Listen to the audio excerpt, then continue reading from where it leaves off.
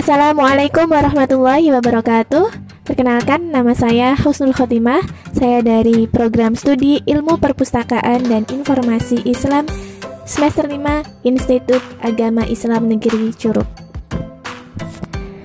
Kali ini kita akan membahas mengenai salah satu materi dalam mata kuliah Aspek Hukum dalam Informasi yang berjudul Hak atas Kekayaan Intelektual atau HKI dalam Hak Cipta di Indonesia.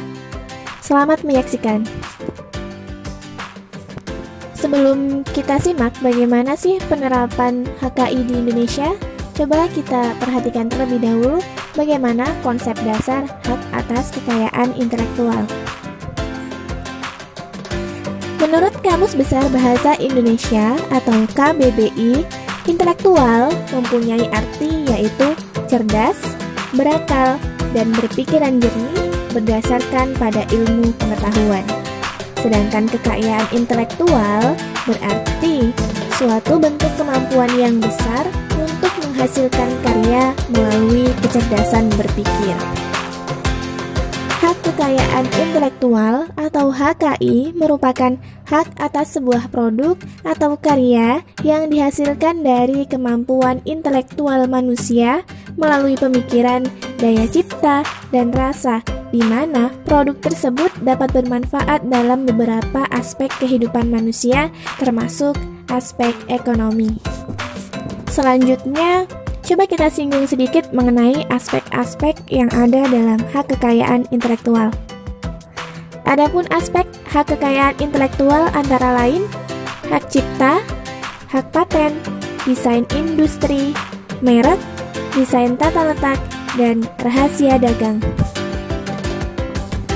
Berhubung aspek-aspek hak kekayaan intelektual sudah dibahas sebelumnya, kali ini kita akan lebih mendalami mengenai hak cipta sebagai bagian dari hak atas kekayaan intelektual. Apa itu hak cipta? Nah, dalam Undang-Undang Hak Cipta Nomor 28 Tahun 2014 yang diundangkan tanggal 16 September 2014 menjelaskan bahwa hak cipta adalah hak eksklusif pencipta yang timbul secara otomatis berdasarkan prinsip deklaratif setelah suatu ciptaan diwujudkan dalam bentuk nyata tanpa mengurangi pembatasan sesuai dengan ketentuan peraturan perundang-undangan.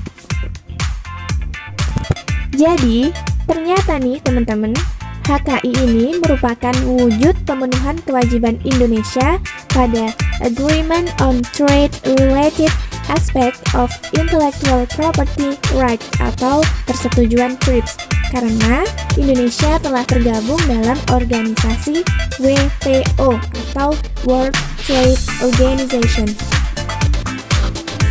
Lalu, apa saja ketentuan yang ada dalam perjanjian TRIPS?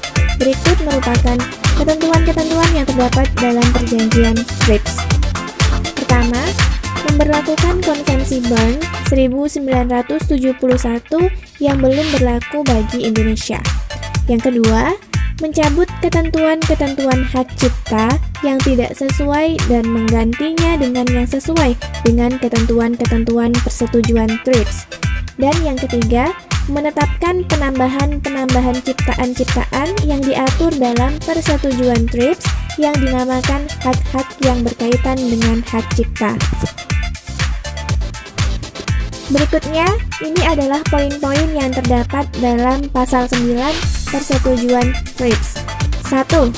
Peserta-peserta perjanjian wajib mematuhi ketentuan-ketentuan yang dimaksud dalam pasal 1 sampai dengan pasal 21 Konvensi Bern 1971. Berikut lampirannya. Peserta-peserta perjanjian tidak mempunyai hak maupun kewajiban berdasarkan persetujuan ini sepanjang mengenai hak-hak yang diperoleh berdasarkan pasal 7 bisa dari konvensi tersebut atau hak-hak yang timbul daripadanya.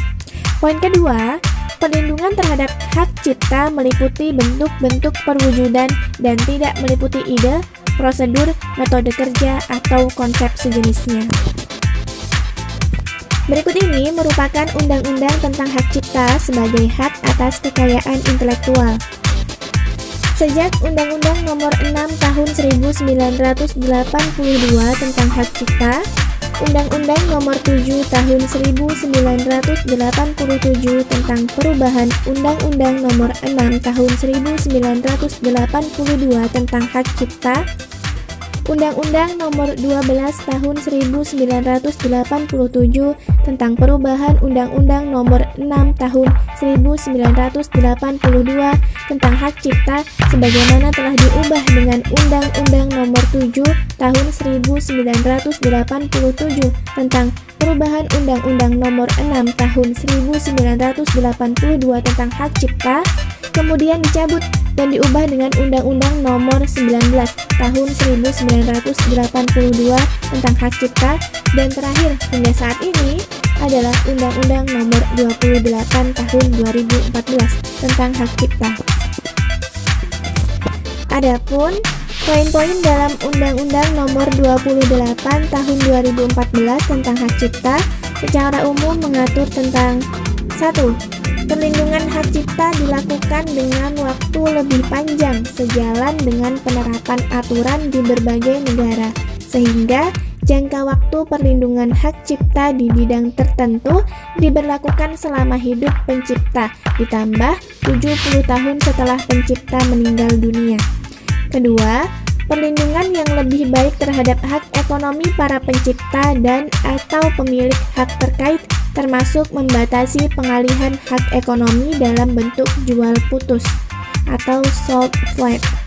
Ketiga, penyelesaian sengketa secara efektif melalui proses mediasi, arbitrase, atau pengadilan, serta penerapan delik aduan untuk tuntutan pidana. Kemudian seterusnya dapat teman-teman baca dalam Undang-Undang Nomor 28 Tahun 2014 mengenai bagaimana poin-poin yang terdapat dalam undang-undang tersebut.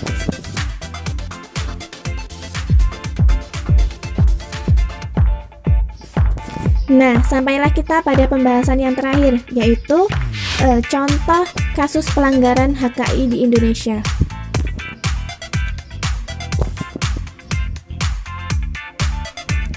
Jadi terdapat sebuah kasus di mana pertanyaannya sebagai berikut. Pada tahun 2018 terjadi kasus pencatutan karya cipta lagu karena susayang.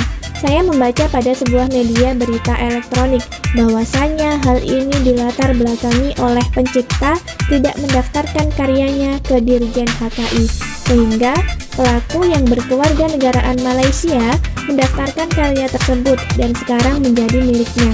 Yang saya tahu, sifat yang dimiliki hak cipta adalah first to declare. Artinya, siapa yang pertama mengumumkan, negara wajib melindungi.